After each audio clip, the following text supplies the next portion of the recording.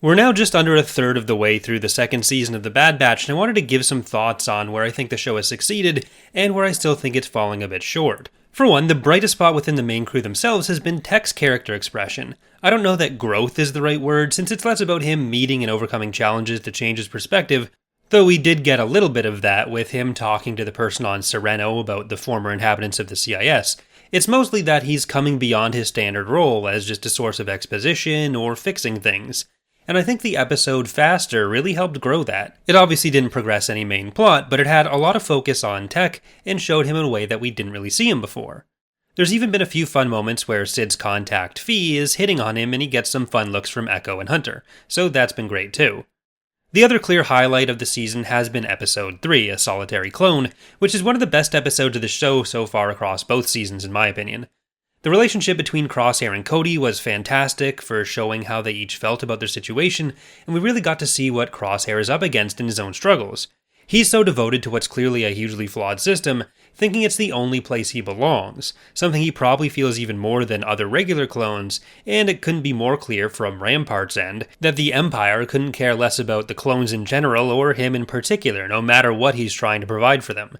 He will be tossed aside like all of the clones, and he's probably going to be the lens through which the audience gets to see the rest of the army's reaction. And I think the general theme of what was life like for the clones after the Clone Wars has been one of the most interesting things the show has started to explore, and the thing that it's just generally best positioned within Star Wars to explore. While Episode 5 was probably my least favorite of the season, I'm pretty confident it was our first look at the Zepho civilization's remains coming through in other media after debuting in Fallen Order. I like this kind of tie-in when it happens, and it's kind of what the whole channel is built on. With the style of architecture and with all the blue beams, I think we're pretty solid in assuming that it is the Zepho, and if that does turn out to be the case, then I'm happy they didn't feel the need to handhold through it. We don't have any confirmation about it, but we get to debate about it, trying to guess if it is or isn't the Zepho, and that's always been a fun thing to do. On the more negative side, though, while we have a better sense of all the Bad Batch members, including Crosshair and Omega, Echo has been left to the side, both in development and in screen time. I did a quicker video on this specifically today on my shorter form channel, Datapad Briefs, but I think it ultimately comes down to him never being the primary person pushing for an idea. When he is, like with advocating for rescuing Gregor on Darrow, he can have a clear role within the squad and has a clear direction he wants to go in. But when so far we've mostly seen side missions, instead of seeing Echo arguing that they're not important enough or they're too dangerous for the potential reward, this has fallen to Hunter almost entirely. Echo feels like he's always echoing the sentiment rather than leading any particular point. Despite this, he did win first place on my poll of people's favorite Bad Batch members by a considerable amount, so there's definitely interest, but it's not being shown in the show just yet. I've seen people argue it's because he got so much development in the Clone Wars that it's time for the others to get development, but if you look at his appearances in that show, he really wasn't present in that many episodes. It was only a handful, and it's nowhere near as many as there have been for the Bad Batch, including counting the ones from the Bad Batch in Clone Wars Season 7. I think this gets to a different problem within the Bad Batch as a whole so far, though.